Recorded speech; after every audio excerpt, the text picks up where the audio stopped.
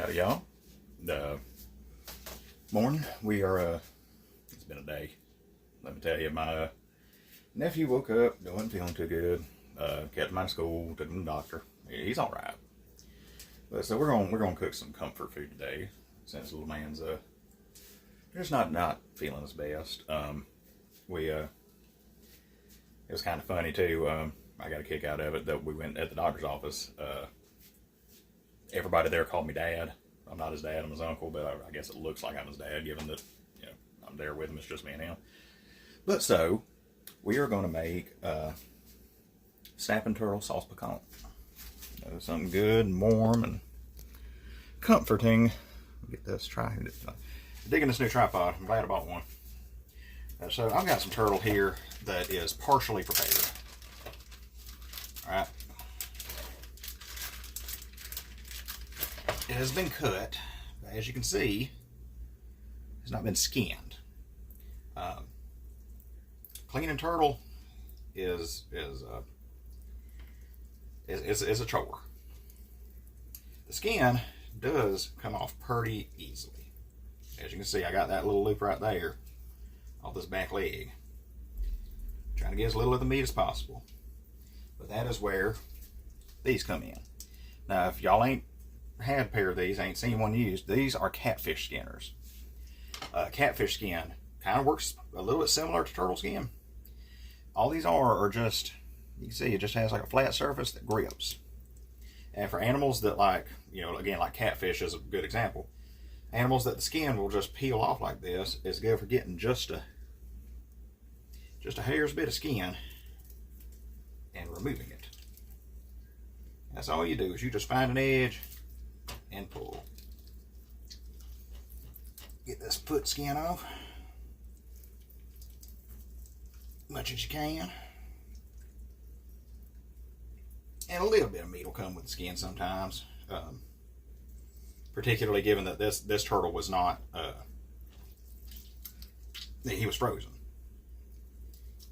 Ooh, that's all you do. I'm just going to get it peeled down. Oh.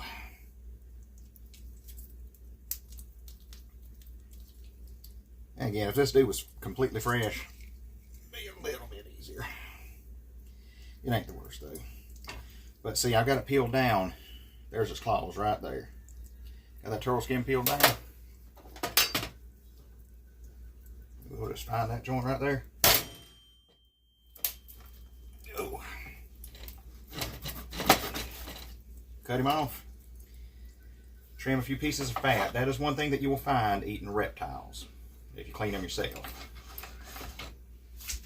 That fat right there, and they don't tend to carry much fat at all. Not in the least. But that little bit of fat right there, if it's going to have any kind of off taste, that's where it's going to come from.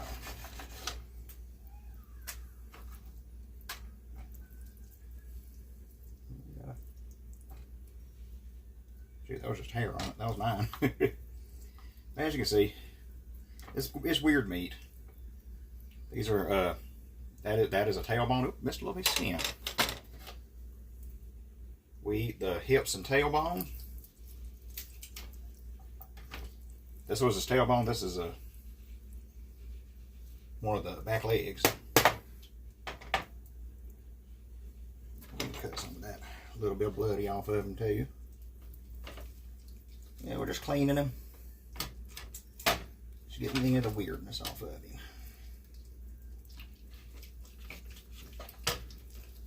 As you can see, I need to sharpen my knife something terrible. And I'll tell you, it's a pain in the butt to sharpen this one. But we've ended up with some turtle meat right there. I'm going to do the rest of them and be back with you. Alright, y'all. So we have our clean turtle meat. Let's see, this was not the biggest turtle. This turtle was right. If he was any smaller, I wouldn't have kept him. He was right at keeping size. That still is quite a lot of meat. Now, I left the bones in it. I didn't debone it. You can pre-boil it and pick it. Ain't nothing wrong with doing that. I've done that before. But for this one, I'm just leaving the bones in it, and we'll just, you know, get a piece. And like when we get done with this, it'll be falling off the bone anyway. So I've got the turtle. And I've saved y'all the bore of just me chopping stuff, but I've got the Trinity going. I've got bell pepper, I've got onion, and I've got celery. And we also gonna need, up here in my pantry, we need canned tomato sauce. People do this different ways. This is just this is the way I do it. This is the way I've always done it. We're gonna need a little bit of mother's milk. I prefer Crystal, but a Louisiana hot sauce, a vinegar cayenne sauce. We're gonna need some Cajun. And I would prefer chicken and tomato bouillon, like I showed you in the venison soup video. But I'm out. So, a chicken bouillon cube. So, got a little Guy Fieri squirty bottle thing, which is very convenient. I recommend doing this in the kitchen. If you do a lot of cooking, get you some oil in one of these little squirt bottles. You buy these like 98 cents at Walmart in the grill section. That's their grilling brand, in fact, Expert Grill. Buy them from the grilling section because they sell them that have like, the measurements aren't printed on the bottle. The measurements are like part of plastic in the kitchen section, but they only come in a 2-pack for $3 as opposed to 98 cents for one. So don't get it from the kitchen section. Am I missing anything? No, I'm not. That's it for right now. But so we got our oil heating up, and we're gonna get our vegetables going.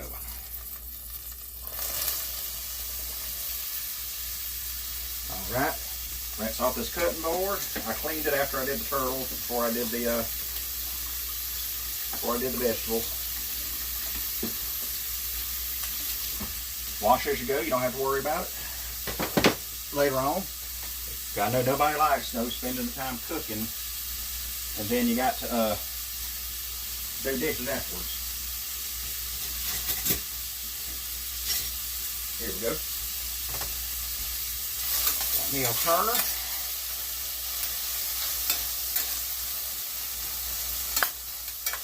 Flour. That's the other thing I was thinking of that I wasn't telling y'all.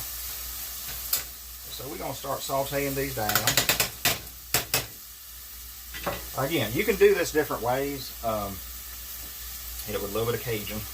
I season as I go each layer, so it like kind of gets them flavors mixed together. Let me get the go ahead and get my flour out. And we don't need a whole ton for it. Some people make roux for this, like proper roux. And y'all know I love me some roux. Y'all seen how I cook. I don't do it for this dish. It don't need it to me that way. I kind of make roux. I take, and you ain't got to cook these vegetables to death. Like them onions is already getting translucent. I was forgetting something in the fridge. Garlic. I'll go ahead and put that garlic in there because, again, we ain't frying this too long. You know, you gotta be careful with garlic. I'm about out of garlic. You gotta be careful with garlic. If you, as onions cook and go and go and go, they get sweeter. As garlic cooks and cooks and cooks, if you fry that garlic too long, it gets bitter on you. You don't want that. And so we got this. I got this going. This cooking pretty good. Just gonna sprinkle in. Oh, we can use the whole thing. And start cooking that flour in that oil and in these vegetables. Let me put my cup up. I have this big old, I'll show you.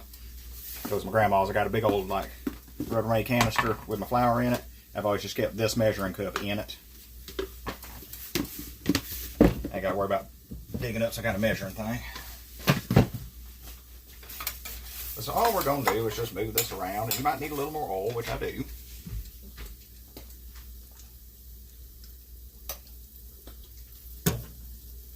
And sometimes you got to adjust like that. I put in a little more flour, so put in a little more oil. All we're going to do is get these vegetables good and coated. And we ain't worried about making like a big old dark gumbo roux. We ain't looking for chocolate and peanut butter.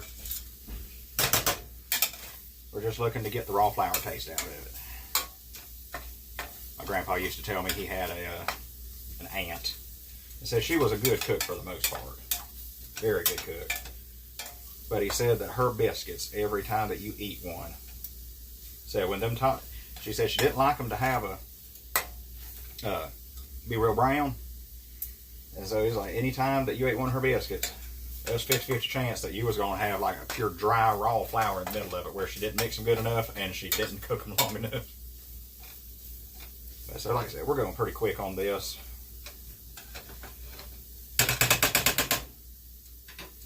Pretty quick. You see we're starting to get like that blonde color in that flour already. Cool. So next step, I'm gonna chunk that bouillon cube in there. And I just kind of, I buy the soft ones, not like the little, perfectly square crunchy ones. These ones are tasty almost. So I'll just bust that up and get it mixed in some. And then when I hit this pot, my water,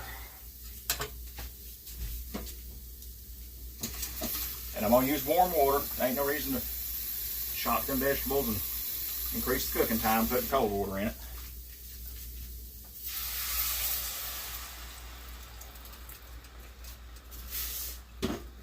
As you can hear, that just immediately got to boiling, and we're going to kind of scrape up our good stuff off the bottom.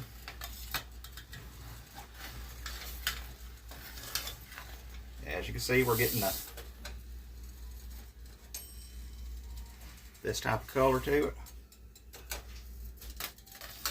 One of these days I'll get some, I got the tripod, one of these days I'll get some different kind of platforms to set stuff on.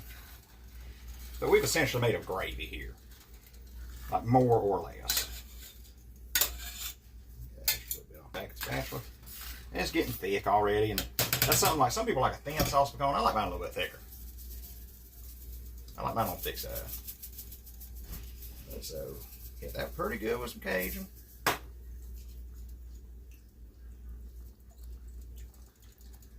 Liberal with the hot sauce. Piquant is French. It means to prick. Now the reason it's called that, it's called sauce piquant, is because it's supposed to burn your tongue a little bit. It's supposed to be a little spicy. We like spicy in this house. Tomato sauce. Some people do more of a roux, like a dark roux, and do tomato paste. I don't do it that way.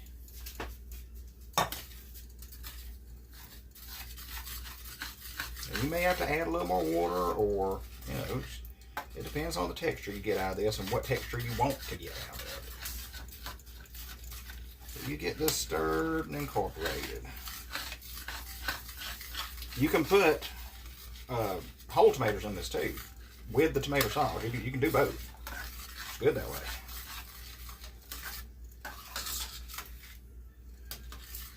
I ain't got no canned tomatoes right now, or I'd actually do that. I have some tomatoes, but they're. What I do is I buy. Our Piggly Wiggly has discounted produce. Like you go in the produce section, it'll have like these little bags where they just divide up the produce that might be getting a little bit, too old, but it's still good. And they just kind of divide it up into these. That's like probably a little more. Divide it up into these little bags that say $1 on them.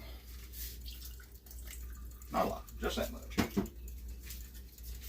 The little bags say $1 on them, and they have they'll have taters, they'll have bananas, and a lot of times they'll have tomatoes. And I buy a lot of the tomatoes, and I just stick the whole bag in the freezer, because that just makes life easy. You can take a frozen tomato out of the freezer whole, and run it under hot water for like 10-15 seconds, and the skin will just peel off. You ain't gonna worry about peeling your tomatoes. And cooking stuff like this makes life pretty easy. But I didn't take none out, so we ain't gonna have no chunks of tomato in ours. Yeah, I'll just make a mess. Sit down right there. So as you can see, good, hot, and bubbly tomato gravy, Cajun tomato gravy, basically. And so then we're gonna take our turtle meat, and we're just gonna lay it in there. Get it down in it. You see, we ended up 4 pieces.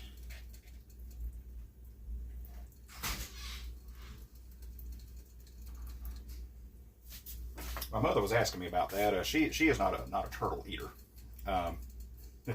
The turtle's one that she's reticent about.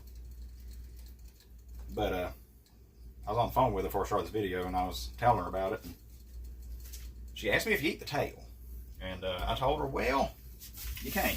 As small as this turtle was, I didn't bother doing the tail. There wasn't enough meat on it to justify skinning out that tail, which can be a chore. Press down some. Hit her again. You notice I did not salt this. It's because this Cajun seasoning has salt in it. All right. But this is pretty much it. Got her turned down. And this is one of those good kind of suppers. If you got a lot you got to do today, this is a good one to have. Because, I'll leave that out because I don't want to make it spicier. This is a good one to do because I've done the cooking now. That's all. We're done. You just take and I have that on like a medium-low heat, just enough to keep it simmering. I'll check on it and stir it every so often, but you just let this go till supper time. So around supper time, we'll plate this up and I'll show you how it is. All right, y'all. My nephew's done been in it. So get over here. Get us a serving of rice. Just a little pile of it. Get the rice cooker. Turn that off. Love that rice cooker. And this here, this turtle has fell all to pieces in here I'm talking about. So I'm just kind of mincing up the meat a little bit, getting it off the bones. And that's one thing with a smaller turtle is if you cook it with the bone in, you do need to chew kind of slow because it'll have some weird little bones in it. You only need a spoon, but don't want to mess up another dish. Get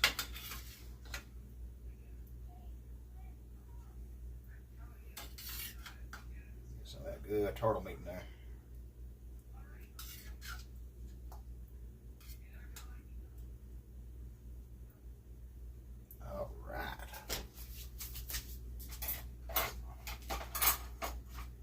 And the only spoon I got clean is a big one. I need to do dishes real bad. But as you can see, I mean, this just made just this beautiful, beautiful supper. Let me adjust my camera a little bit and get y'all out the light. But it just makes just something wonderful. You got a little bit of the meat, you get some of them vegetables. I'm not normally a celery fan. The celery cooks down real good in this. But it is hot. Oop, almost forgot an important step. My extra hot sauce. It's already, I have tasted it. It's already, I don't make it as spicy as I like it because I'm also feeding a youngin'. But a good turtle meat. It's hot. That's so good, y'all. Ain't no problem. Easy supper. Put it on in the morning and just let it go. Just let it go all during the day. But I'm gonna eat. So appreciate y'all joining me for this. And we'll see y'all in the next one. So y'all, have a good day. Thank you.